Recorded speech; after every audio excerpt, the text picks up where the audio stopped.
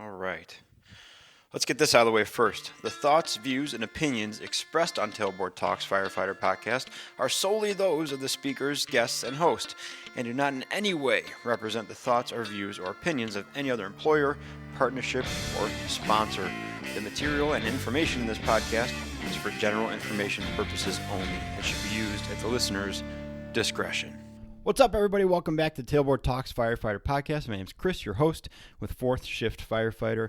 Solo episode today. I know you're seeing Kurt and I on here talking about True Detective and also some listener stuff and sharing stories, but today's a quick one, a solo episode because, well, scheduling's tough.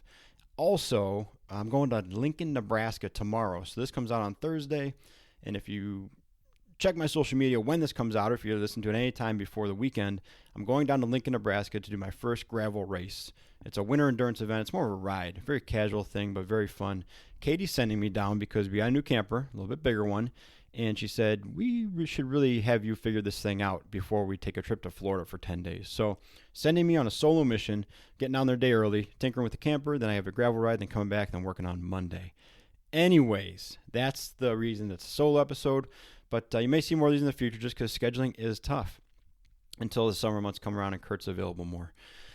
Okay, so what I really want to talk about this week, just a fun topic, is flexing on your crewmates and flexing on your friends at work. Because, man, it is so fun. It's so much fun when you can take something that looks or is perceived as like really difficult and you make it look easy. And look is definitely the key word in that, because usually it's not. Usually it's a thing where like you're on the verge of death and your heart's beating in your ears, or you barely made it, but you got to brush off, be like, that's no big deal.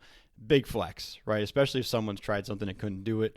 We're going to get in this second. I got a bunch of listener responses, and I have a couple stories on that. But first, I always forget to do this. Don't forget to go check out my friends, my affiliates, Rescue One CBD, 0.000 THC. Safe for the job. It's all good. Great company, great guy. It's an affiliate link in the show notes, whether you're watching on YouTube or you're in one of the pod apps. And also Fourth Frontier, their X2 heart rate monitoring strap. It's a chest strap, which I like because there's nothing on your wrist to get in the way. But it does all the standard metrics, respirations, exertion, body shock, all this stuff that everything else does. But the thing that sets it apart, it's the only heart rate monitoring strap with lead to EKG. So you can look back over the course of your workout and see what your heart was doing. If you felt any weird beats in there, any kind of flood or something like that, you can look at it. You can also just do a live look-in. If you're wearing it and you're not working out, you can get on the app here and just look at your lead 2 real quick. So it's pretty cool features in that thing. Go check them out. All right, flexing on your coworkers. So much fun. So I have a bunch of responses here on Instagram. Let me just read them off real quick. Let's see, we have, I can pick locks and they can't. That's a specialized skill. If you can show proficiency on through the lock stuff, through the door stuff, you can look pretty slick, man. And there's a lot of people that struggle with that, so I dig that one. We also have being happy with yourself. This person has done a lot of work to be happy with themselves. And I haven't talked to them in a little bit, admittedly, but to see them put that up there is pretty awesome, because that is a big flex. We had a lot of people complaining about a lot of stuff. A lot of people going through some hard stuff. So being comfortable and secure and happy with yourself, pretty big flex. Goes a little deeper than what I'm talking about, but I really like it. Pizza, that's, of course, Joe Galley's response. Joe Galley makes phenomenal pizza every weekend at the fire station. Goes without saying. I mean, the guy can do no wrong. This one says, I know sign language. We have huge pockets of deaf people in town. That is massive. Sign language, any language really, besides your primary language, is such a huge help. The ambulance I was working on just a few months ago, I had a guy who was essentially ESL. He learned to speak English when he was very, very, very young. But man, the times that he came in handy, and I pretty much just let him run calls because he could communicate so much better with Spanish-speaking people, it just makes everything so much easier. What else do we have? My seniority, giant flex. Dude, the hi-hat badge thing is alive and well in my department. I hope it's alive and well in yours. If you got a job or a task or something stinky, gross, unexciting to do, call the hi-hat badge. If you're not familiar with that term, as time goes on and history goes on and time goes on, the hat badges get higher, right? So I'm number 398 in my department. We're up to like 460 now. If someone has a higher hat badge than me, they're getting the job that I don't want to do. I really like that one. Little lungs, little breaths. This is going to tie into one of my favorite flexes later on, but that's very true. If you can conserve air, giant flex. Another person, separate person, another tiny person on here. I'm tiny but mighty. I fit in the small spaces and scuttles no one else can. Coincidentally, that also might be a high hat badge job if we got to go somewhere tight or cramped or uncomfy. Just a bonus that you're high hat badge potentially and itty bitty. So I dig that one. I also asked for a ridiculous recap thing, and I got a quick one. I didn't have a chance to follow up, but it said, tongue stuck to a pole like in A Christmas Story. I'm hoping that doesn't mean the fire pole in your station. I'm hoping that means that you guys are screwing around, probably on duty, not on a call, and someone got their tongue stuck. That is a setup for endless ridicule. Also, several cartoons and posters to be plastered on your locker about Ralphie. I hope that joke does not go away anytime soon, and you're getting your mileage worth out of that thing. So, a few flexes I've done over the years, and it's changed. It's certainly changed. If you listen to a few episodes, whenever Kurt and I talk, we talk about kind of the structure of our department. And it used to be, when you came on, you do a year, maybe 2 years on an engine. And then if you're a medic, you would get sent to an ambulance to drive an ambulance. And the way it used to be was you could, and this was kind of my career path, you could get on that ambulance at year 2, 2.5, and essentially drive that ambulance or be married to it, unless you chose to get off and go to a different one, for up to 10 years. And that's kind of what I did. I drove several ambulances, kind of moved around, but I was an ambulance driver for about 10 years, and I decided to go to the acting program and try to get promoted. One of the biggest flexes I could do at that time was just eat those ambulance shifts with a smile. And I knew that my future was not, it's not going to be soon that I was getting off this thing. And I was like, well, I don't mind being on a busy ambulance. I like using my skills. I like being useful and doing stuff. I don't mind running calls. Even overnight, it wasn't that big of a deal besides being tired the next day, but what are you going to do? So I would show up on my ambulance and be like, yeah, it's cool, man. I'll be on here again. And guys would offer to rotate off, and I'd do it from time to time. But if they were like in the same spot as me, same seniority or same ambulance ride, and they offered, I'd be like, no, it's all good, man, and just shrug it off. To me, that was a huge flex because there is a great number of people who would treat that ambulance as just a fate worse than death. Or they were just over it, or they just had no interest in it, but they were assigned to it, right? And so for me to be able to be like, no, man, it's cool. It's my job. I'm all about it. Like, leave me on my ambulance. Let me do my thing. Did a couple things. First of all, it made me look good. Like, let's be honest, right? If you're the person not causing problems and just doing your job, not to mention a part of your job description, like you're paid to do it, you're trained to the level of doing it, just do it. Right? It doesn't have to be that big a deal. Certainly, at this point, 16 years in, I would like to not do it so much, but it's my job, so I'm going to do it with the best attitude I can.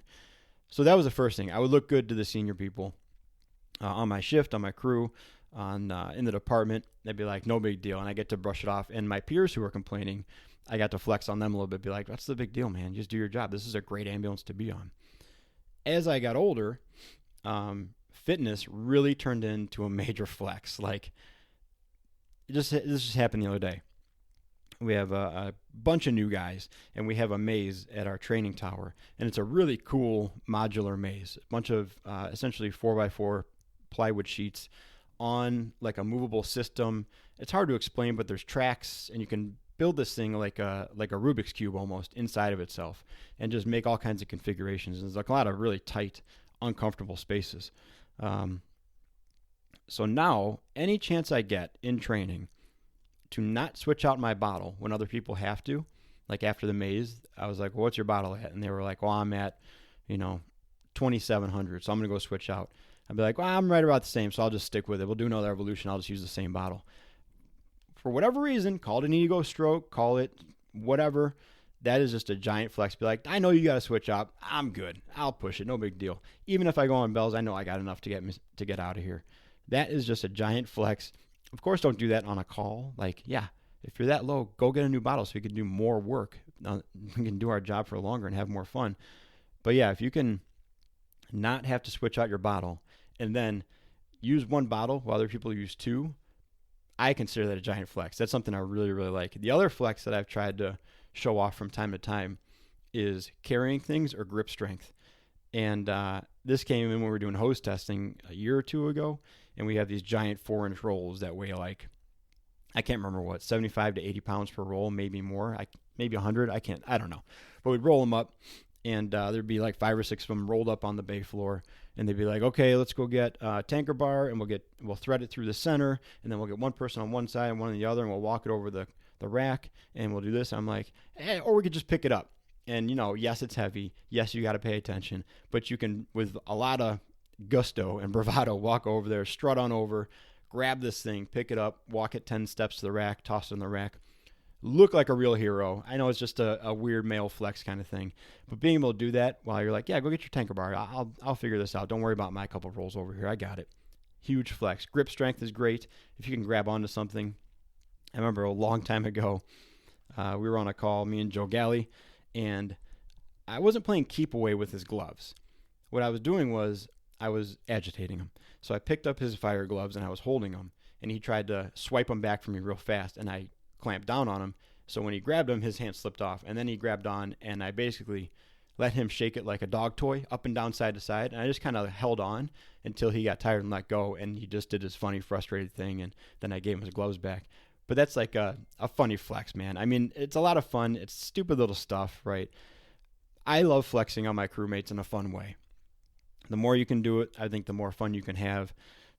I'm not even going to talk about crossing boundaries because that's not what we're talking about today, but have fun with your crews. Flex a little bit. If someone flexes on you, take it as a fun joke, man. Nobody's trying to insult you. Nobody's trying to tell you that you suck or you're not good enough. Let them have their moment. Let them flex a little bit. Laugh about it, right? They're probably being a good sport. If they're going to flex on you, they're going to be a good sport about it and have fun, man. But look for those opportunities to flex a little bit. I know I've said flex a million times. Hopefully, if you're playing a drinking game, you're not blacked out by now. But just a fun little topic for today. Switching gears. Let me just make sure I got everything on this. Yeah. Okay, we're all good. Switching gears.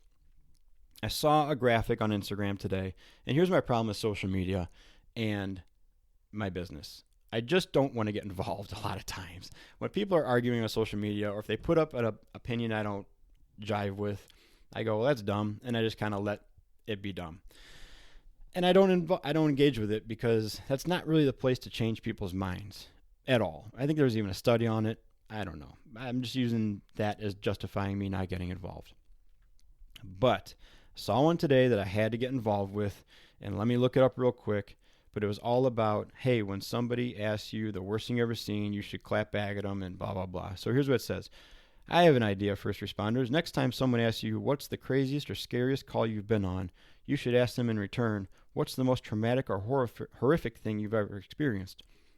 Just so they understand the impact of the question. What are we doing?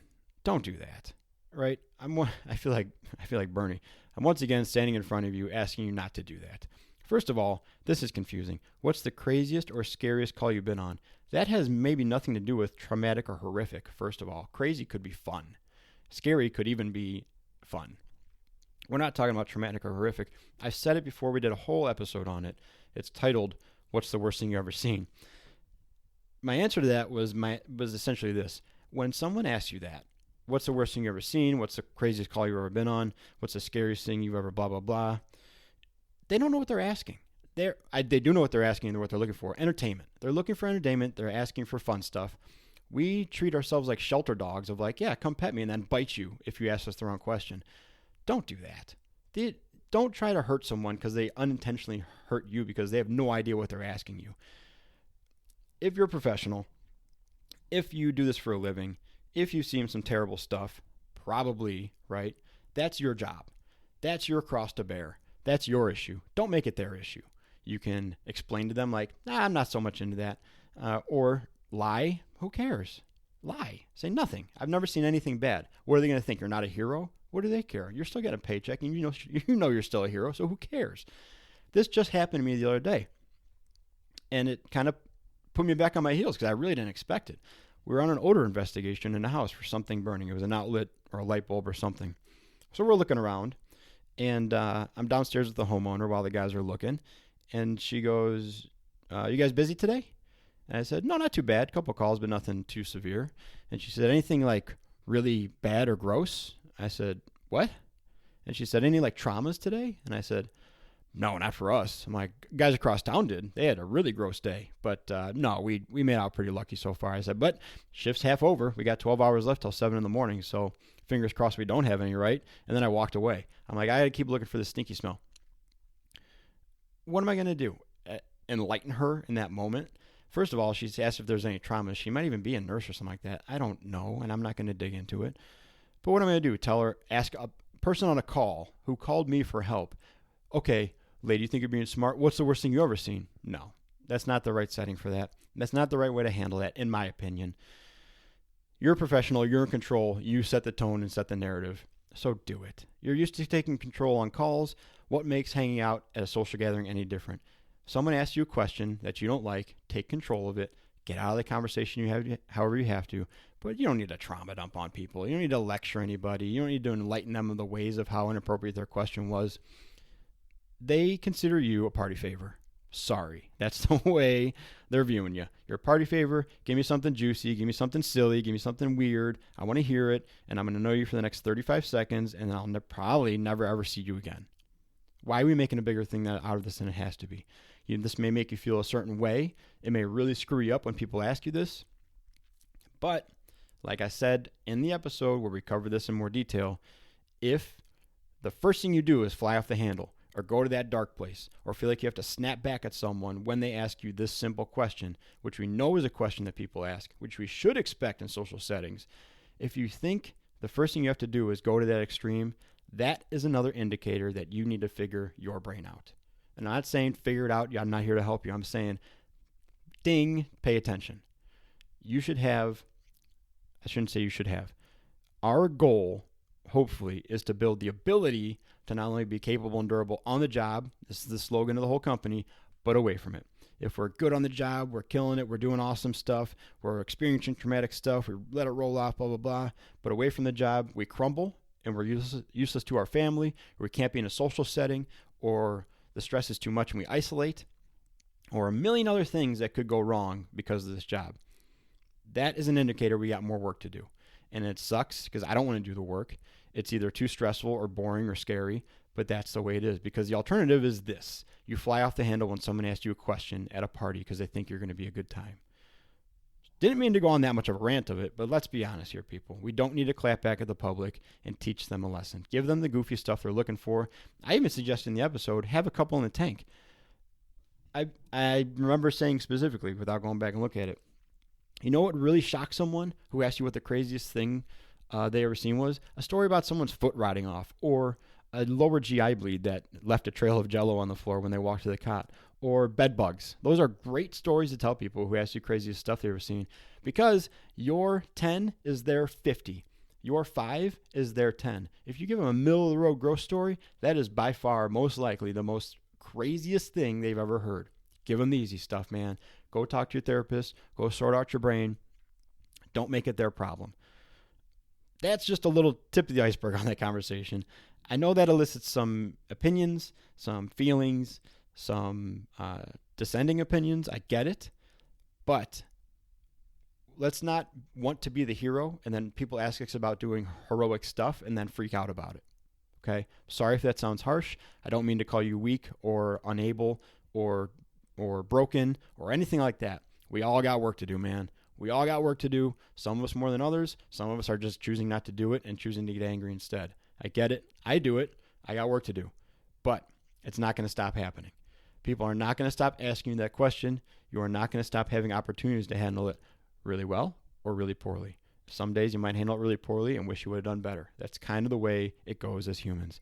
That's kind of the way it goes as firefighter paramedics. It kind of definitely the way it goes as parents, as friends, as everything, as partners, spouses, whatever you are. That's pretty much how it goes. You screw up, you wish you would have done better. Next time you hope to not screw up as bad. You probably will, then you hope to do better some more. Some days you screw up big time, even though you know better. We all just try to do better. All right, people. Thank you for listening. Sorry if that got a little too deep or in the weeds or ranty. I don't know. I'd love to hear your thoughts on it. I get both sides of it. I understand. But this is the conversations, man. This is the Tailboard Talks conversations. These are the ones I want to have. This is the ones I enjoy having. And we're going to have more of them. So please visit my affiliates. Please stay more capable and durable, work on being more capable and durable on the job and away from it. We'll talk to you guys soon. I'll talk to you from Nebraska. Please check my social media at 4th Shift Firefighter. I'll be doing frequent check-ins, maybe even some stuff during the race. And we'll talk to you guys soon. Be a 4th Shift Firefighter.